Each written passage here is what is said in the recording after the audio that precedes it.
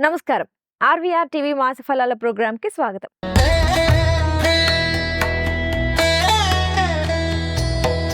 మనం ప్రతి నెల మాస ఫలాల గురించి తెలుసుకుంటున్నాం. ఏ రాశి వారికి ఎలా ఉంటుంది?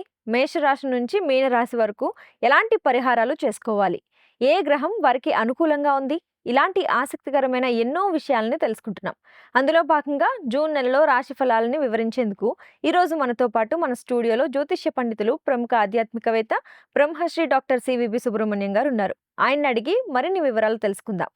నమస్కారం గురువుగారు. నమస్కారం. గురుగారు, మనం ప్రతి నెల ఆ నెలకు సంబంధించినటువంటి మాస ఫలాలను తెలుసుకోవడం జరుగుతుంది. దాంట్లో భాగంగా అసలు జూన్ నెలలో ఏ ఏ రాశి వారికి ఏ విధంగా ఉండబోతుంది అనే విషయాల్ని తెలియచేయండి. మకర రాశి వారికి జూన్ నెలలో ఏ విధంగా ఉండబోతుంది గురువుగారు? మకరం వారిలో సామాన్యంగానే కొంత పట్టుదల ఉంటుంది. ఆ పట్టుదల అనేటువంటిది కొంత ఇబ్బందిని కలిగిస్తుంది. ధార్మిక విషయాల్లో పట్టుదల మంచిదే. మాట్లాడేటప్పుడు ద్వితీయంలో ఉండేటువంటి రాహు యొక్క ప్రభావం వలన అనవసరంగా మాట్లాడిన దానివలన విరోధాలు రావడం మొదలైనటువంటి వాటికి అవకాశం ఉంది. అందువల్ల తక్కువగా మాట్లాడడం, ఎక్కువగా వినడం అనే దానికి ప్రాధాన్యం ఇవ్వాలి. అలాగే తృతీయ స్థానంలో శని సంచారం వలన సేవక జన సహకారం బాగుంటుంది. తద్వారా మనమే అన్ని పనులు చేయడం కాకుండా సేవకులు ఆ పనులన్నీ చేసేటట్లుగా, సేవకులు అంటే మనకంటే కింద పని చేసేటువంటి వారు ఎవరైతే ఉన్నారో వాళ్ళకి పనిని అప్పచెప్పడం, వాళ్ళు పని సక్రమంగా చేస్తున్నారా లేదా చూసుకోవడం మొదలైన వాటి వలన ఎక్కువ పనిని తక్కువ సమయంలో చేసే అవకాశం లభిస్తుంటుంది. అలాగనే రోగ నిరోధక శక్తిని పెంపొందించుకోవాల్సినటువంటి అవసరం ఉంది. దానికి నడక అనేటువంటిది ఎక్కువ ప్రాధాన్యాన్ని ఇస్తుంటుంది. ఆహారాన్ని సమయానికి తీసుకోవడం చాలా అవసరం. దానివలన మనకు ఆరోగ్యం పెరిగేటువంటి అవకాశం బాగుంటుంది. అలాగే నడక వల్ల రోగనిరోధక శక్తిని పెంపొందించుకోవడం బాగుంటుంది. అలాగే శుక్రుడి సంచారం వలన మనకి ఆదాయం పెరిగేటువంటి అవకాశం ఉంది. అలాగే ఆర్థిక వ్యక్తిగత సమస్యల విషయంలో చాలా వరకు సమస్యలను పరిష్కరించుకోగలుగుతారు. తెల్లవారుజామున గణపతి సహస్రం, విష్ణు సహస్రం వినడం మంచిది. అలాగే పడుకునే ముందు అచ్యుతానంత గోవింద అనే మంత్రం కానీ, లేదా ముచుకుందార్చిత గోవింద అనే మంత్రం కానీ జపం చేసుకోవడం చాలా మంచిది. ఒకవేళ ఆ జపాలకి అవకాశం లేకపోతే సాక్షాత్తు భగవంతుడిని మనసులో భావన చేస్తూ ఆయన మన శరీరం అంతా వ్యాపించాడు అనేటువంటి భావనతో నిద్రపోయినట్లయితే నిద్రా సమయం అంతా కూడా సమాధి స్థితిలాగా సత్ఫలితాన్ని ఇచ్చేదిగా ఉంటుంది. అలాగే ఉన్నతంగా ఉండేటువంటి స్థాయి కలిగిన వ్యక్తులు ఎవరైతే ఉన్నారో వాళ్ళతో పరిచయాలు బాగా పెంచుకోవడం జరుగుతుంది.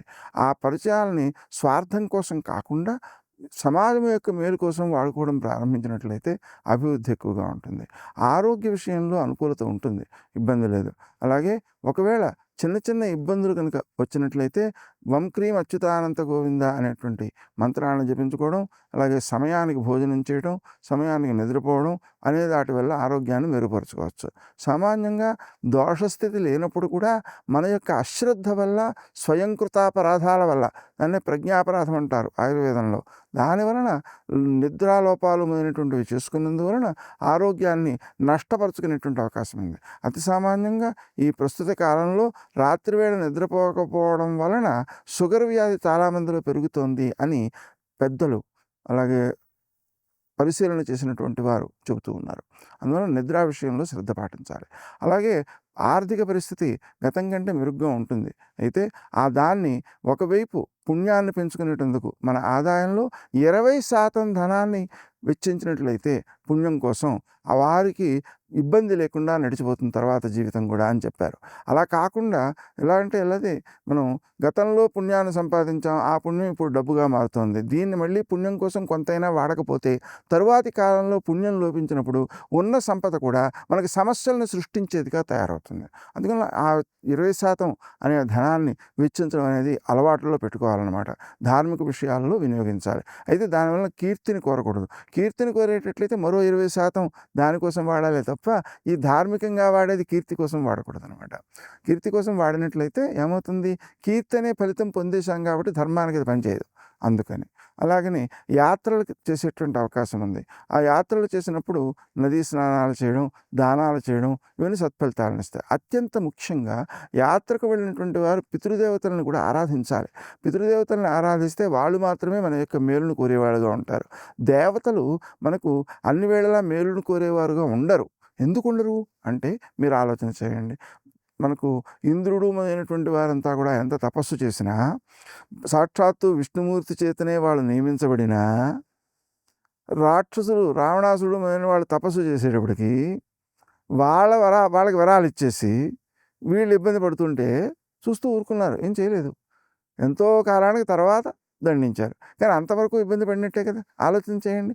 కృతయుగంలో హిరణ్యకశిపుడు, త్రేతాయుగంలో రావణాసురుడు, ద్వాపరయుగంలో నరకాసురుడు మొదలైనవాడు, వీళ్ళంతా కూడా సజ్జనుల్ని బాధించారు, 14 భువనాలని ఏడిపించారు. కాబట్టి మనకు ఈ చెడ్డవారు కూడా తపస్సు చేయడం ద్వారా మనల్ని ఇబ్బంది పెట్టదలుచుకుంటే ఇబ్బంది పెడతారు, మనం దేవతల్ని ప్రార్థించినప్పుడు. అదే పితృదేవతల్ని ప్రార్థించినప్పుడు వాళ్ళు రక్షిస్తారు. ఎందుకని అంటే పితృదేవతలు మనకి మాత్రమే, వీళ్ళని ఇంకొకళ్ళు ఎవరు ప్రార్థించరు. కాబట్టి పితృదేవతారాధన చేసినట్లయితే దానివల్ల పితృశాపాలు మొదలైనటువంటివి తొలగిపోతాయి, లేకపోతే పితృశాపాలు వస్తాయి. అందుకని మనకి దేవతల్ని పూజించకపోతే వాళ్ళు శపించరు, పూజిస్తే మంచిదే.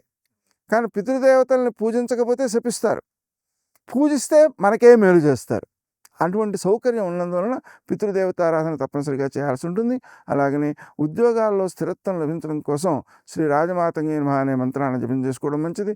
నిరుద్యోగులైనట్లయితే శ్రీ రాజమాతంగే రాజశ్యామలాయే ఉద్యోగదాయిన్యే నమః అనే మంత్రంతో తెల్లవారుజామున 5 నుంచి 6 వరకు ధ్యానం చేసినట్లయితే ఉద్యోగం సిద్ధించే అవకాశం ఉంటుంది. అలాగే వ్యాపారాలు ఆశాజనకంగానే సాగిపోతుంటాయి. అలాగే ఆస్తి వివాదాలు పరిష్కారం అవుతాయి. విదేశాల్లో ఉండేటువంటి పిల్లల నుంచి ఆశించినటువంటి శుభవార్తలు వింటూ ఉంటారు. విద్యార్థులు కొంత శ్రమతో విజయాన్ని సాధిస్తారు. శ్రీ హయగ్రీవాయ నమః అనే మంత్రం వాళ్ళు చేసుకోవడం మంచిది. వాళ్ళ కోసం తల్లిదండ్రులు కూడా చేయడం మంచిది. దాని ద్వారా వాళ్ళ అభివృద్ధిని సాధిస్తారు.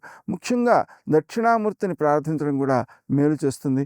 అలాగే మనం చేసేటువంటి పనులలో శనికి సంబంధించినటువంటి శనివారం రోజున నల్ల నువ్వులతో శివునికి పూజ చేయడం, నల్ల నువ్వుల నూనెతో దీపం వెలిగించడం, వృద్ధులకు సేవ చేయడం, అవసరమైనటువంటి వారికి సహాయం చేయడం, అలాగనే రావి చెట్టు వద్ద ప్రదక్షిణాలు చేయడం అనేటువంటివి చక్కని ఫలితాలను ఇస్తుంటాయి. అందుకని మొత్తం మీద మనం ఈ ప్రయత్నాలు చేయడం ద్వారా అభివృద్ధిని ఎక్కువగా సాధించగలుగుతాం. గురుగారు, అతి ముఖ్యంగా ఈ రాశి వాళ్ళు చేయవలసిన దానాలు, పరిహారాలు లాంటివి ఏమైనా ఉన్నాయా? ముఖ్యంగా ఈ రాశికి అధిపతి శని కాబట్టి ప్రతి శనివారము సూర్యునికి, శివునకు, ఆంజనేయ స్వామికి, వెంకటేశ్వర స్వామికి పూజాధికం చేయడం మంచిది. అలాగని కాకులకు, కుక్కలకు ఆహారాన్ని అందించడం చాలా మంచిది. కాలభైరవుణ్ణి ప్రార్థించడం మంచిది.